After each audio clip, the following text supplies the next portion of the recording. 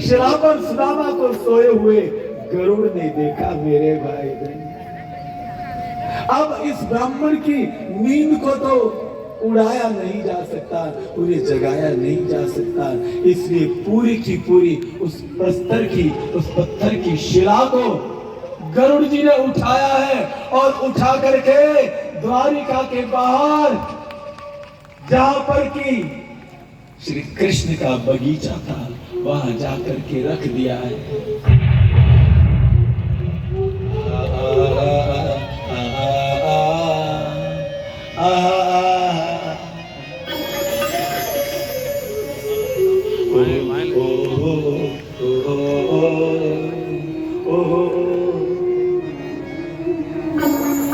द्वारिका के बाहर जहां कृष्ण का बगीचा था वहां पर वो पत्थर की शिला को रख दिया।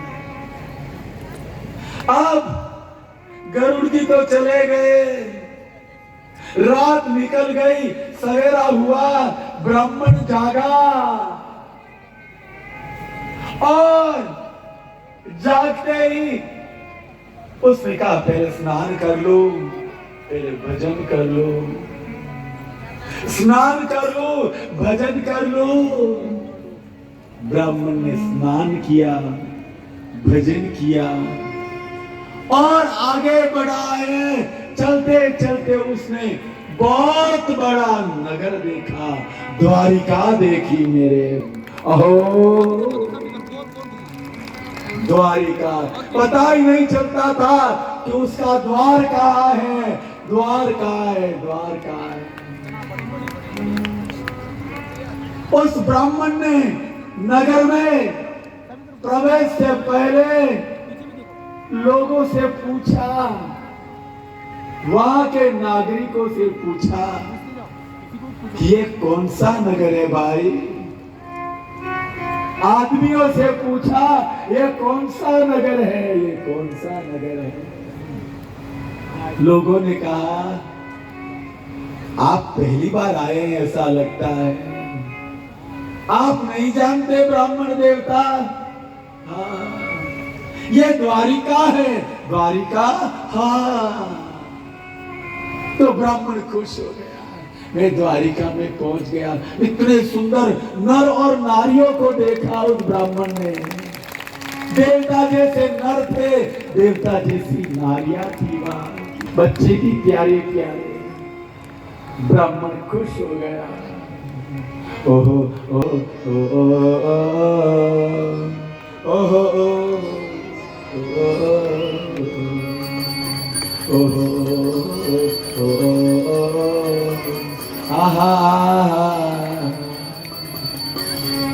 जब द्वारिका का नाम सुना तो उसने, उस ब्राह्मण ने एक नागरिक को पास में खड़ा रखा। भैया जब आपकी ये द्वारिका है तो कृष्ण का घर कहाँ है, कृष्ण का घर कहाँ है, बताओ ना मैं कृष्ण से मिलने जाता हूँ। तुम नहीं जानते ब्राह्मण? नहीं मैं नहीं जानता। वो देखो ना, वो प्यारा सा मंदिर दिख रहा है, भव्य विशाल, कितना मधुर, कितना दिव्य, जहां पर सुधर्मा भगवान की सभा है, वहीं पर श्री कृष्ण विराजते हैं। वो ऊपर गरुड़ ध्वजा फहरा रही है, सफेद सफेद। वही द्वारिका का मुख्य भवन है। तो कैसे जाया जाए? कोई भी रास्ता पकड़ लो, सारे रास्ते वहीं पर ही जाते हैं। ओहो ओहो ओहो ओहो। ब्राह्मण चलने लगा और चलते चलते चलते चलते भगवान के मुख्य दरवाजे पर, उस मंदिर के मुख्य दरवाजे पर, राजमहल के मुख्य दरवाजे पर ब्राह्मण पहुंचा।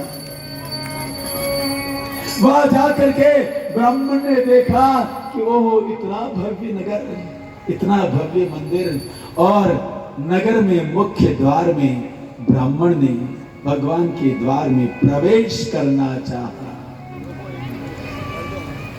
सामने देखा कि दो द्वारपाल खड़े हैं। भाइयों हटो ना, मुझे अंदर जाने दो, मुझे अंदर जाने दो, मुझे अंदर जाने दो।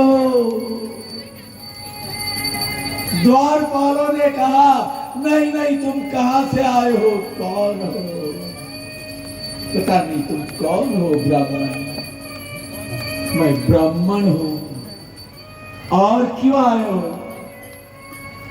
कृष्ण हमारो मित्र, कृष्ण हमारा मित्र है, हम उनसे मिलने के लिए आए। जाने दो ना, जाने दो, जाने दो। सिपाहियों ने कहा, पहरेदारों ने कहा नहीं नहीं, हम आपको जाने नहीं देंगे। ब्राह्मण, ये ब्राह्मण कहता है कृष्ण हमारो मित्र। इस आदमी का कन्हैया मित्र, सरकार मित्र। ओहो ओहो ओहो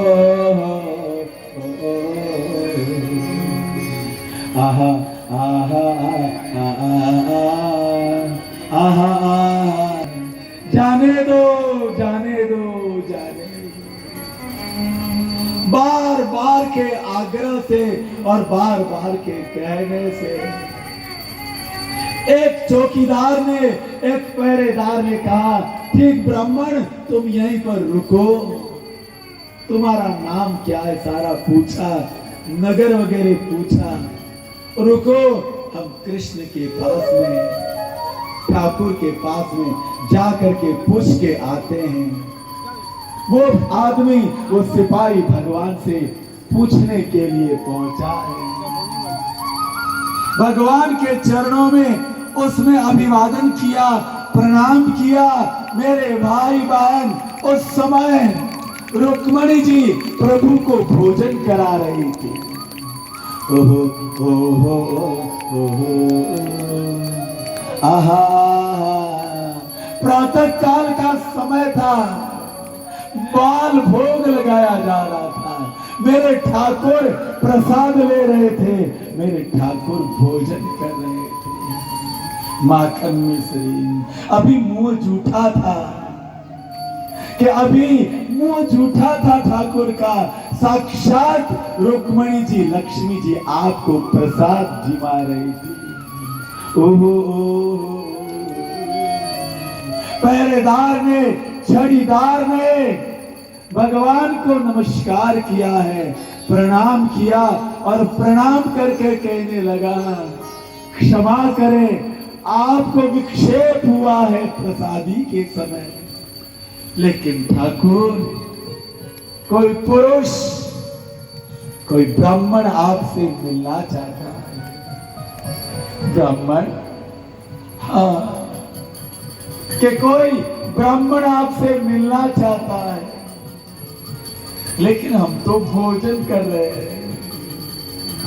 नहीं नहीं, वो बार बार आग्रह से कह रहा है मुझे अभी मिला दो, मुझे अभी मिला दो, अभी मिला दो।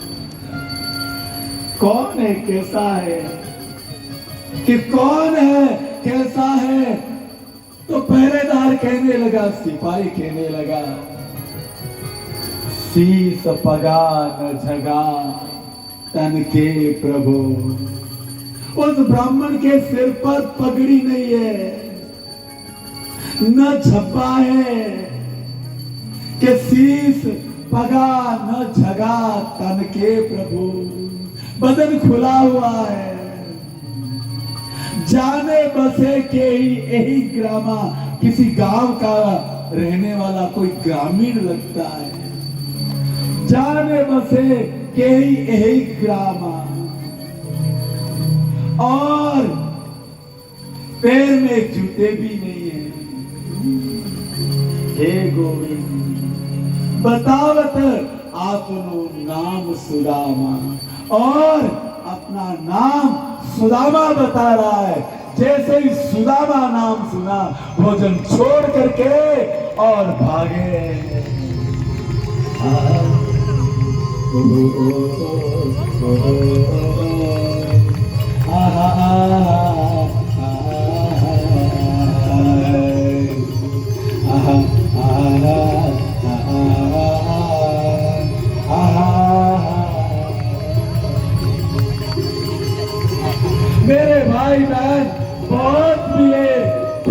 खूब मिले और बाएं में बाएं डाल करके हाथ पकड़ करके अपने मित्र सुदामा को लेकर के पहुंचे और अंदर अंतपुर में प्रवेश कर भगवान ने अपने ही आसन पर बिठा दिया। उस ब्राह्मण के चरणों में मेरे प्रभु विराजमान हुए हैं। ब्राह्मण के चरणों में भगवान बैठे हैं। ओ ओ ओ ओ ओ आहा आहा कि ब्राह्मण के चरणों में भगवान बैठे हैं। मेरे भाई बहन, मेरे प्रभु के पास लक्ष्मी जी खड़ी हैं, दासियां पंखा जल रही है मेरे भाई। उस ब्राह्मण को और रुक्मणी जी से भगवान ने इशारा किया, परात लेके आओ, हम चरण पखारेंगे, हम चरण धोएंगे। रुक्मणी जी परात लेकर के आई है। भगवान ने ब्राह्मण के चरणों को उस परात में रखा है। सोने की दिव्य परात है। ब्राह्मण के चरणों में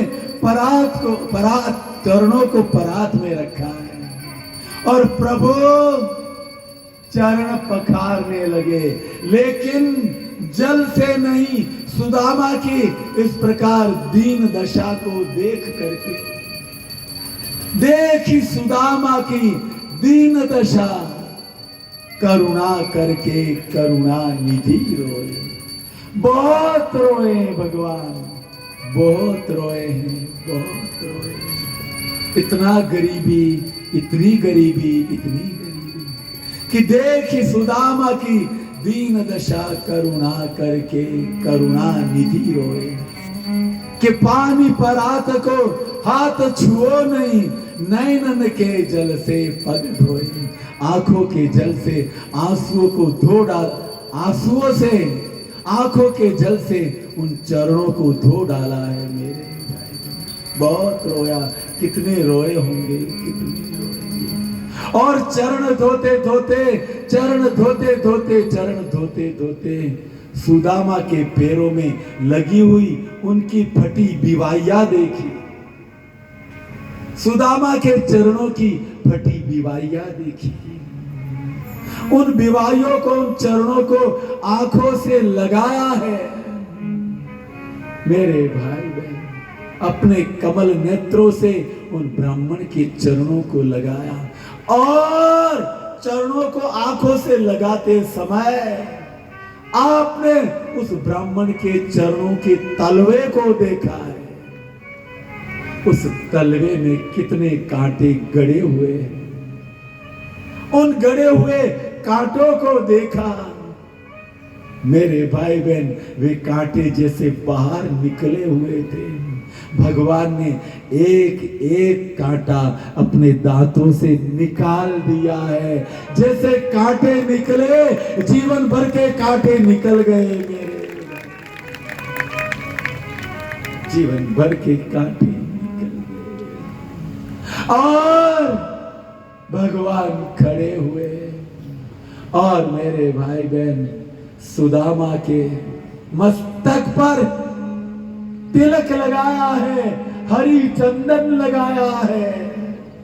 यह हरी चंदन कौन सा है कि आपके घर में चंदन हो और उस चंदन में मेरे भाई बहन, उस चंदन की लकड़ी के साथ में पत्थर के ऊपर, शिला के ऊपर जब आप चंदन घिसते हैं तो उसमें नमस्कार करके धोई हुई सुंदर तुलसी का पत्ते अंदर डाले हों और फिर चंदन घिसा जाए और उससे जो तिलक बनता है वो हरी चंदन मेरे भाई बहन। ऐसा चंदन मेरे भाई बहन भगवान ने सुदामा के बाल पर लगाया, कि सुदामा के बाल पर लगाया है।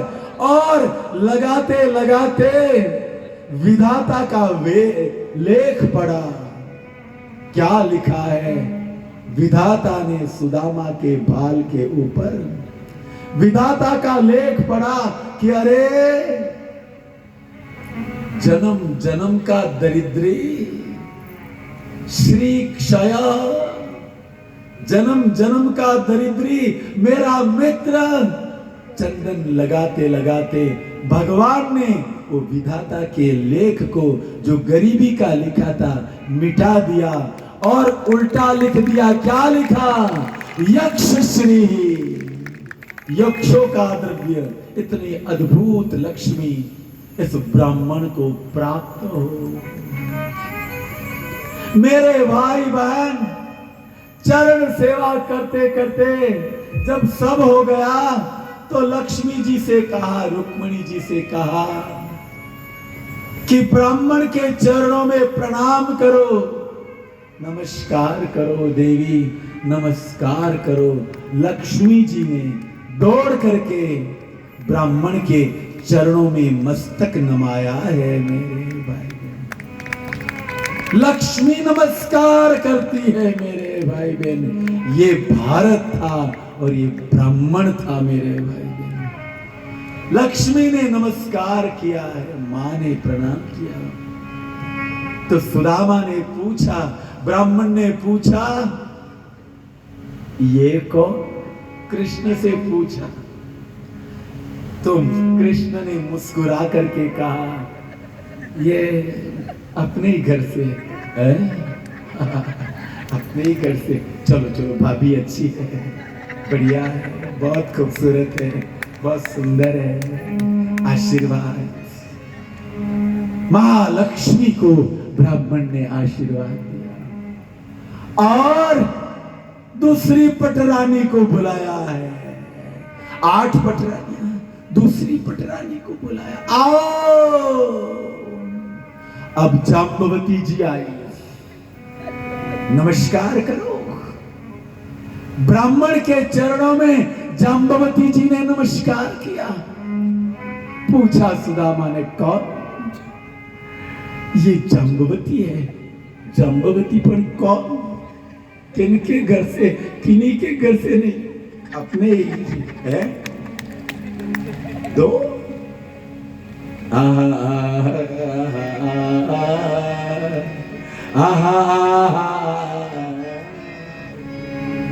ऋक्षराज, रीछराज,